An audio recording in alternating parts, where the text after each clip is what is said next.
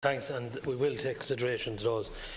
I just finish off where I stopped. This bill is aimed at serial sex offenders who ignore all rehabilitation efforts and remain a constant public danger and a menace to men, women and children in society.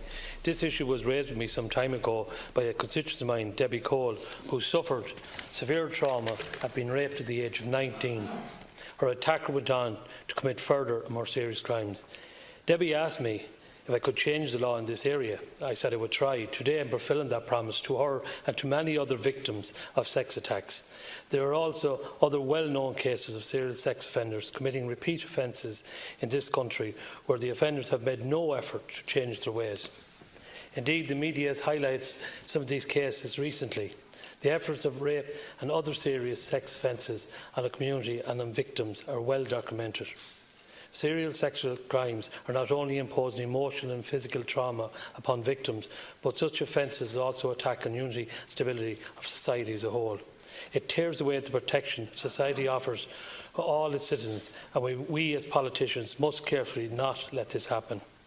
If we allow serial sex offenders to continue unchecked by going on and committing similar and other more serious crimes without imposing longer sentences for the subsequent offence, then society as a whole is devalued. Further figures show that a small number of sex offenders released from Irish jails undertook treatment programmes. Gardaí are also monitoring at any one time some of 100 sex offenders which remain a threat to society. Repeat offending by sex offender is an affront to any democratic society and seeks the protection of its citizens. Our laws must reflect our disgust at this behaviour. We must show our support to those victims who have suffered at the hands of these serial sex offenders in a meaningful way.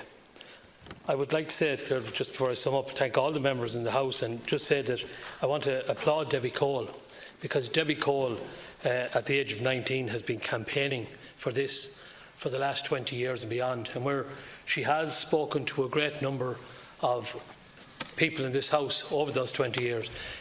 This bill has failed to come to fruition bar today, and I want to thank particularly Debbie and her family and all the Debbie Coles. We did christen this bill, I suppose, jokingly, but it really says the Debbie Cole bill and Debbie's law, and that's what it'll stand with me. But to her and to all the victims as since come out and look for support and initiatives, I appreciate all members of it. This bill didn't just come about by us sitting in an office. We spoke to victims, and I said Debbie Cole was one of those victims, and I thank her and applaud her. I also want to thank every member of the House for their contribution here, and also thank my political advisor, Eugene Deering, who wrote this bill.